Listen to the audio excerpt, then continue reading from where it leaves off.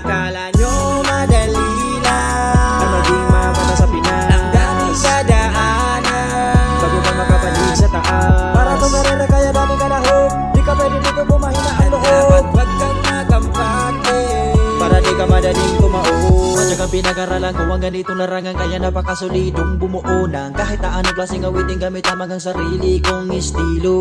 Pinalawak ang kaisipan para makabisado, para sa kada pagsabak ay palaging solido, palaging preparado san mang dako, kaya matatawag mo na tong pandayo. Hindi pa man nakatatak ang pangalan ng madami na nakaabang, makita lang ako na bumagsak dahil di matanggap na ako yung masigit na pakalayo ng gap. Pero kahit na anong gawin nila, hindi nila mapipigilan, kaya di ko titigilan anumang magdadaanan na yakin sa sagasaan, kahit na hindi daw madali sa ganitong Akala nyo madali lang ang maging mabata sa Pinas. Ang daming sadaanan bago ka makapalig sa taas. para tong karera kaya dami ka lahog, di ka pwede dito bumahina ang loob. Wag kang magampate para di ka madaling Matapan ako, tumakbo. gusto nila ko matao, binihila pababa hanggang sa ako'y maalog. Kaliwat ka na mga tira nila, tila bidang-bida, kaso di na masisira, binuo ko Sa mga bawat letra.